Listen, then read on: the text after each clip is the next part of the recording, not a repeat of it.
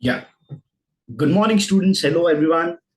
Today we are going to discuss how we are going to present our history and political science paper for state board exams, of course, which comes for 40 marks, right? So, students, before starting with this session, let me tell you one thing. While presenting history and political science paper, keep one thing in your mind that first impression is not the last impression, but the lasting ones. यहाँ पे जितने भी बच्चे बैठे हैं उनको सबको ये बात पता है हिस्ट्री एंड पॉलिटिकल साइंस का पेपर कितने मार्क्स के लिए आता है 40 मार्क्स के लिए आता है राइट अब ये 40 मार्क्स में बाइफर्केशन कैसा होता है students 28 marks is for history right जहां पे आपका 5 क्वेश्चन आता है question number 1 question number 2 question number 3 question number 4 and question number 5 and remaining 12 marks is for political science right again political science में कितने क्वेश्चंस होते हैं question number 6 question number 7 question number 8 and question number 9 सो ये 40 marks में से bifurcation में 28 marks is for history and 12 marks is for political science इतना ही नहीं अगर आप देखोगे पेपर को टोटल 40 मार्क्स में से 20 मार्क्स का तो हमको ऑब्जेक्टिव्स आता है जो हम आज तक पढ़ के नहीं जाते एग्जाम ऑब्जेक्टिव्स मैक्सिमम बच्चे बाजू वाले बच्चों के ऊपर डिपेंड रहते हैं राइट ऐसा मत करके जाना बेटा जोक्स अपार्ट ये 20 मार्क्स कुछ भी करके हमको पहले करना एंड बाकी 20 मार्क्स के लिए हम बाद में मेहनत करेंगे so out of this 40 marks 28 marks is for history and 12 marks is for what political science late us understand the pattern paper of history students question number 1a choose the correct alternative and write the complete statements student it comes for 3 marks which is as good as filling the blanks right next is question number 1b identify the incorrect pair again for 3 marks question number 2a that is do as directed जिसको हम complete the flow chart बोलते हैं in which you're supposed to attempt any 2 out of 3 which comes for 4 marks question number 2b write short notes again any 2 out of 3 4 marks question number 3 explain the statement with reason which is as good as give reason right any 2 out of 4 marks question number 4 read the following passage and answer the question based on it again it comes for how many marks 4 marks question number 5 answer the question in detail any 2 out of 4 which comes for 6 marks question number 6 which is of political science choose the correct alternative and write the complete statement which comes for 2 marks and question number 7 explain whether the statement is true or false with reason any 2 out of 3 which comes for 4 marks and question number 8a explain the concept any 1 out of 2 which comes for 2 marks and question number 8b do as directed that is complete the flow chart any 1 out of 2 marks and last is question number 9 answer the following questions in brief any 1 out of 2 which comes for 2 marks. So the entire history and political science paper is going to come for 40 marks. जो भी हमने बताया ये pattern paper है जिसमें से 28 marks हमने history को अलॉट किया एंड 12 मार्क्स किसको अलॉट किया है पॉलिटिकल साइंस को स्टूडेंट्स एक बात आप लोगों को क्लियरली मैं बताता हूं अगर आप सोच रहे हो कि आपको 90 अबव स्कोर करना है तो एक बात क्लियर रखना स्टूडेंट्स पूरे 9 सब्जेक्ट्स में से सिर्फ 6 सब्जेक्ट स्कोरिंग है one is math 1 math 2 science 1 science 2 history and geography अगर आप राइटिंग पेपर देखोगे ना ये 6 पेपर टोटल 240 मार्क्स का आता है right 40 marks for history 40 marks for geography 40 marks for science 1 40 marks for science 2 math 1 के लिए 40 मार्क्स मैथ 2 के लिए 40 मार्क्स ये 240 में से anyhow you are suppose to score above 225 230 तब जाके आप एक्सपेक्ट कर सकते हो आप बोर्ड एग्जाम में 90 अबव स्कोर कर सकते हो बिकॉज ये 6 के 6 सब्जेक्ट स्कोरिंग सब्जेक्ट्स होते हैं अगर ये सब्जेक्ट में कहीं ना कहीं तो आपका मार्क्स अगर घटता है ट्रस्ट मी स्टूडेंट्स 90 अबव का सपना छोड़ दो now the question arises sir इसमें 40 आउट ऑफ 40 कैसे स्कोर करें 101% हो सकता है बट सबसे पहले टाइम मैनेजमेंट समझ लो कि बॉस ये 40 मार्क्स का पेपर हमको 2 घंटे में कैसे खत्म करना 40 मार्क्स के लिए हमको कितने टाइम दिए 2 आवर्स का दिया है 10 राइट ये 2 आवर्स के टाइम में that is which is as good as 120 minutes ये 120 मिनट्स में हमको पेपर कैसे खत्म करना है ये हम पहले डिस्कस करते हैं so let us understand the time management 2 hours is as good as 120 minutes right 120 minutes में हमको पेपर खत्म करना है नो डाउट राइट मतलब याद रखना हमने हिस्ट्री को कुछ टाइम अलॉट किया है एंड पॉलिटिकल साइंस को कुछ टाइम अलॉट किया है हिस्ट्री पूरा जो 28 मार्क्स का है वो हमको 1 आवर 20 मिनट्स में खत्म करना है अब ये 1 आवर 20 मिनट्स में खत्म करने के लिए we have question number 1 question number 2 question number 3 question number 4 and question number 5 and pending political science का जो 12 मार्क का क्वेश्चन है वो हमको 30 मिनट्स में खत्म करना है. There might be a question, sir 1 hour 20 minute अगर आप हिस्ट्री को दे रहे हो एंड 30 मिनट्स आप बोल रहे हो पॉलिटिकल साइंस, फिर भी हमारे पास टाइम बचता है. ऑफ कोर्स टाइम बचेगा ना. हमारे पास बचता है 10 मिनट्स. ये 10 मिनट्स हम वेरिफिकेशन के यूज करेंगे. मतलब बच्चे 1 आवर 20 मिनट्स क्वेश्चन नंबर 1 2 3 4 5 खत्म करना है. 30 मिनट्स में question number 6, question number 7, question number 8 and question number 9. And pending जो 10 मिनट्स है वो हम वेरिफिकेशन, कोई मिस्ड आउट क्वेश्चन या कहीं कैंसिल किया है तुमने या कहीं पेज पेंडिंग है वहां पे आपको कैंसिल करना है, ये 10 मिनट्स में आप वो करोगे. एंड लास्ट इज होलोग्राम और बारकोड आपका जो भी है वो आपको स्टिक करके पेपर सबमिट करना है एग्जामिनर को. Right. So let us understand question wise paper हमने कैसे अलॉट किया टाइम. सबसे पहला question number 1 A and B आपको 10 मिनट्स में खत्म करना है. Question number 2 A and B 20 minutes में. Question number 3 10 minutes. Question number 4 हमने अलॉट किया 10 minutes, that is read the extract and answer the question. Question number 5 25 minutes. याद है मैंने बताया था answer in detail, right. Any 2 out of 4. याद रखना बेटा ये 25 मिनट्स यानी कि एक क्वेश्चन आपको 12.5 मिनट, दैट इज 2.5 मिनट्स में खत्म करना है. Right. Question number 6 and 7 15 minutes. Question number 8 and B A and B 10 minutes. And last question that is question number 9 10 minutes. So total 1 hour 50 minutes में आपका पूरा पेपर खत्म होता है. लास्ट का 10 मिनट्स आपको वेरिफिकेशन एंड टाइम जो भी आपने सप्लीमेंट लिया है वगैरह वगैरह, होलोग्राम बारकोड बराबर से स्टिक है कि देखो. एंड लास्ट लास्ट लास्ट कहीं भी ब्लैंक स्पेस बचा है उसको पेंसिल से आपको बस कैंसिल करके रखना है, क्रॉस मार्क करके रखना है. That's it. So let us understand paper presentation कैसे होता है सर वो तो बताओ.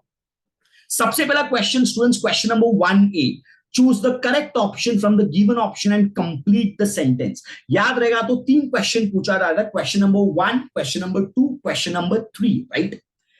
याद रखना स्टूडेंट्स, मैंने जैसे कि बताया था first impression is not the last impression but the lasting ones. पहले पेज में ही अगर आप कैंसिलेशन कर रहे हो, याद रखना it creates a bad impression in the mind of corrector. Corrector को पता है कि बच्चे ने पहले पेज में ही कुछ ना कुछ तो मिस्टेक किया है, तो करेक्टर याद रखना आगे का करेक्शन भी उसी हिसाब से रखेगा. So students please as far as possible avoid cancellation. पहले पेज में जीरो कैंसिलेशन, एक भी कैंसिलेशन नहीं होना चाहिए. Students let us understand how we are supposed to present question number 1A. Normally हमारा ये बोर्ड का पेपर होता है इस तरीके से, राइट. ये आंसर शीट होता है बोर्ड का. ये जो बॉक्स है वहां पे हम मेंशन करेंगे क्वेश्चन नंबर 1, राइट. बॉक्स के नीचे जो लाइन दिख रहा है आपको 2 लाइंस दिखते रहेंगे ए, वहां पे हम लिखेंगे क्वेश्चन नंबर 1A सब क्वेश्चन जो हम अटेंड कर रहे हैं एंड फर्स्ट आंसर. कुछ बच्चों को आदत है सिर्फ आंसर लिखना फिल इन द ब्लैंक्स का. याद रखना स्टूडेंट्स हमको क्लियर कट क्वेश्चन में बोला है choose the answer and rewrite the statement. It means that they are expecting you to write the question as well. तो याद रखना सिर्फ आंसर लिख के मत आना, रॉन्ग मिल जाएगा. ये गलत तरीका है लिखने का.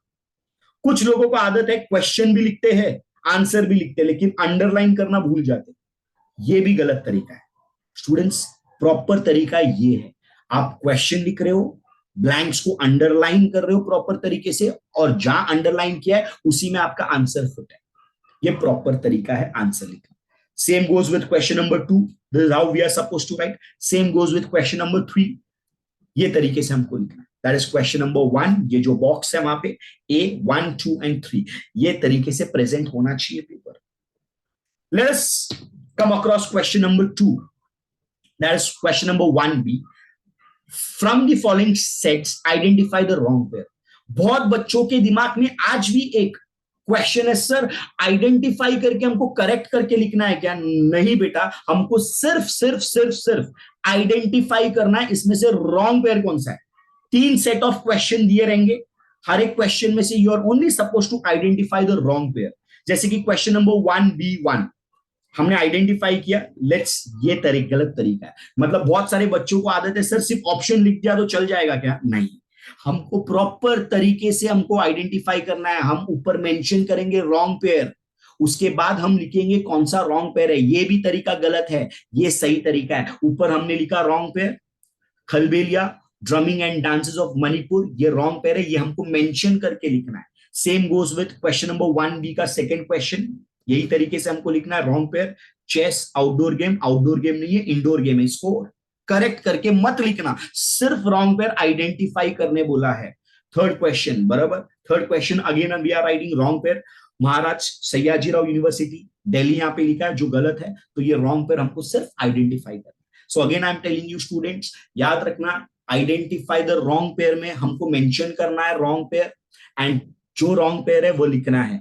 ऑप्शन गलती से लिख के मत आना, सिर्फ प्रॉपर आंसर लिख के आना, याद रहेगा।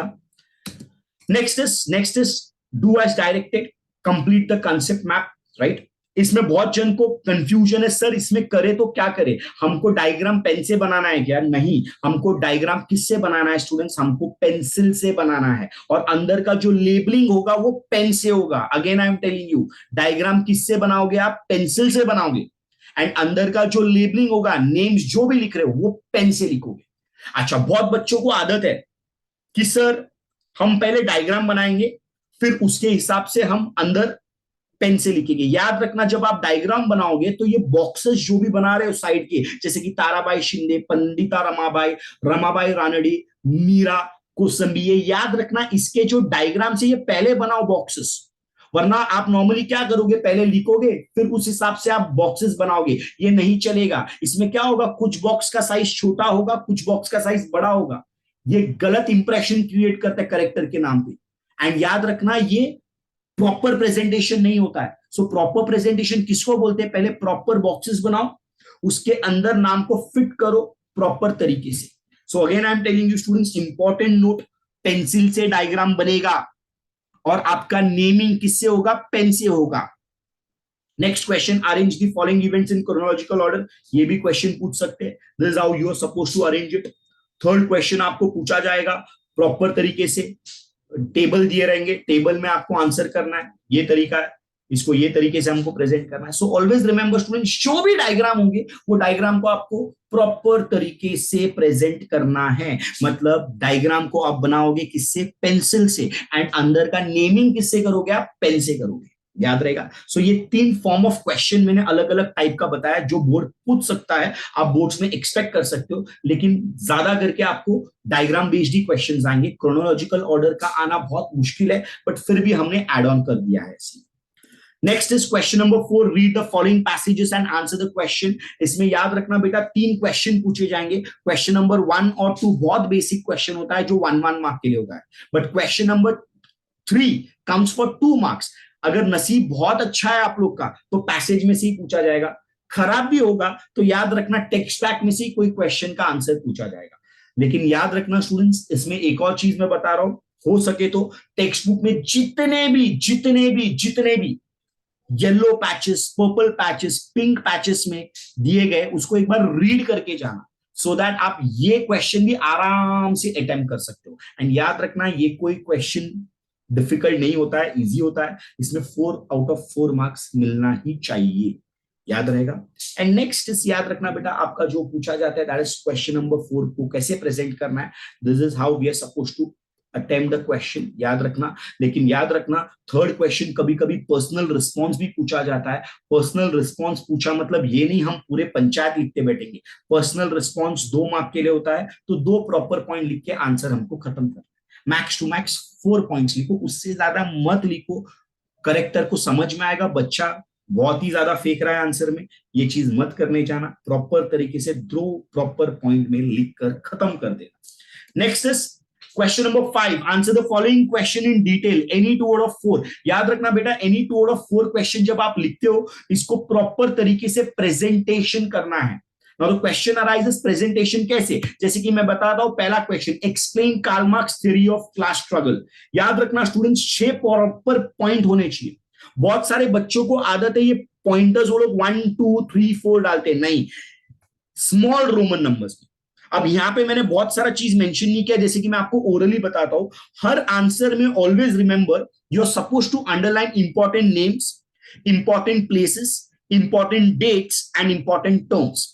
याद रखना अगर ये चीज आप अंडरलाइन करते हो, it creates a good impression in the mind of corrector. Corrector को मालूम है कि बच्चे ने proper name, place, date, terms लिखा है, एंड वो सब चीज को उसने अंडरलाइन किया है, तो करेक्टर याद रखना करेक्शन करने के टाइम पे आप एक्सपेक्ट कर सकते हो कि ये 3 में से 3 पूरा मिल सकेगा। याद रखना स्टूडेंट्स, एक वापस मैं बात बता रहा हूं, जब आप ब्रीफ आंसर्स लिखते हो तो ब्रीफ आंसर में एक प्रेजेंटेशन होता है, वो प्रेजेंटेशन बहुत मैटर करता है। वो प्रेजेंटेशन अगर ढंग से नहीं होगा, it creates a bad impression in the mind of character. Again observe the illustration and right relevant information about it. इसको हम बोलते हैं पिक्चर बेस्ड क्वेश्चन। ये बहुत कम पूछा जाता है, लेकिन पूछा भी तो पैनिक मत होना। इसको भी प्रेजेंट करने का तरीका है, प्रॉपर 6 प्रॉपर पॉइंट्स में आप प्रेजेंट करोगे, उसके बारे में 6 प्रॉपर पॉइंट आप लिख के खत्म कर दोगे। So this is how we are suppose to present the paper. Next is, याद रखना क्वेश्चन नंबर 7। बहुत जन के दिमाग में क्वेश्चन है, सर हम ट्रू और फॉल्स लिखते हैं, उसके साथ हमको रीजन भी लिखना है क्या? यस, ऑफ कोर्स लिखना है। वहां पे प्रॉपर मेंशन किया गया है, explain whether the following statement are true और false with reasons, right? So हमको रीजन मेंशन करना है, लेकिन याद रखो जब भी आप ट्रू और फॉल्स लिखोगे, पहले आपको मेंशन करना है दी अबाव स्टेटमेंट या statement above is either false और ट्रू। उसके बाद 3 प्रॉपर रीजन होने चाहिए। याद रखना, ट्रू और फॉल्स को हमको हाफ मार्क मिलता है, आगे का जो 1.5 मार्क है वो 3 प्रॉपर पॉइंट्स के लिए दिया जाता है। Next is question number 2, election commission lays down the code of conduct. Again इसमें भी सेम पैटर्न है, ट्रू लिख के आपने 2 प्रॉपर पॉइंट में खत्म कर दिया, बिकॉज आंसर ट्रू है, उसको हमको सिर्फ एक्सप्लेन करना है।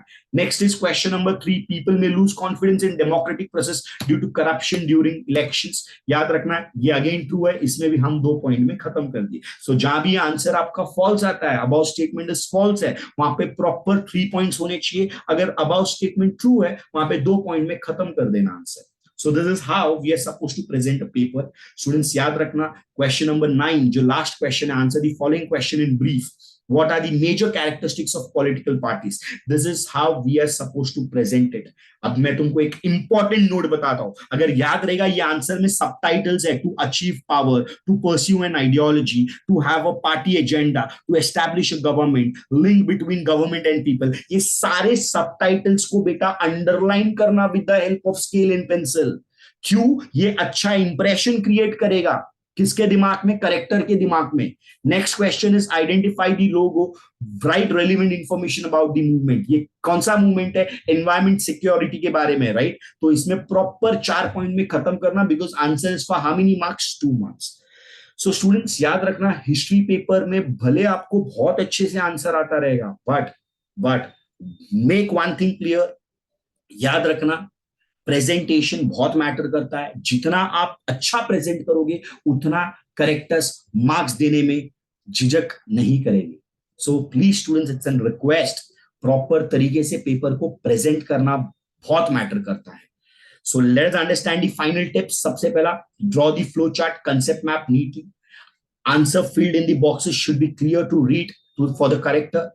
Right all the answers point wise. याद रखना बहुत सारे बच्चों को आदत नहीं है, आज भी आंसर पॉइंट वाइज नहीं लिखते, बट स्टूडेंट्स याद रखना आंसर को पॉइंट वाइज ही लिखना है, एंड पॉइंटर्स जो डालोगे वो स्मॉल रोमन नंबर्स होना चाहिए। Next is underline the important information only if you are confident. याद रखना, do not write and underline wrong information. जैसे कि याद है मैंने बताया था, हर आंसर में 4 चीज को अंडरलाइन करना है, important names, important place, important dates and important terms. ये 4 चीज अंडरलाइन होने ही चाहिए। Next is always start a new question on a new page. ये हम सबको पता है, हर नया क्वेश्चन नया पेज में स्टार्ट करो। लेकिन याद रखना स्टूडेंट्स, जैसे कि मैंने आपको बताया था, अंडरलाइन जब आप करते हो तो गलत इंफॉर्मेशन अंडरलाइन मत करना, खुद के पैर पे कुल्हाड़ी मार, right? And last, always remember, avoid over writing. याद रखना, ओवर राइटिंग मत होना। कैंसिलेशन कर रहे हो तो with the help of scale and pencil single cancel करके आगे कंटिन्यू करना। ओवर राइटिंग मत करना, पेपर शैबी दिखेगा, अच्छा नहीं दिखेगा, it will create a very very very bad impression in the mind of character. So last but not least, we may have made mistakes while recording history, याद रखना, but you don't do it while writing your answer. So students, it is and request, know well to write well in exam, know well to speak well in life. So this is how we are supposed to present a paper, students. यही तरीके से paper present करना। Paper presentation के time पे याद रखना students, handwriting plays a very important role.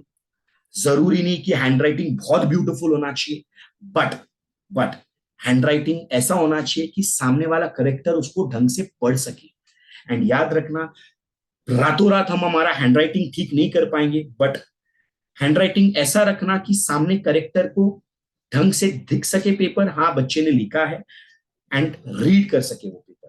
सो याद रखना स्टूडेंट्स, हिस्ट्री में एक ही मोटो रहना चाहिए, anyhow we are suppose to score 38, 39 और 40। अगर ये स्कोर आता है तब जाके आप एक्सपेक्ट कर सकते हो कि बोर्ड में आप 90 अबव इजीली स्कोर कर सकते हो। Thank you students, all the best for your exams.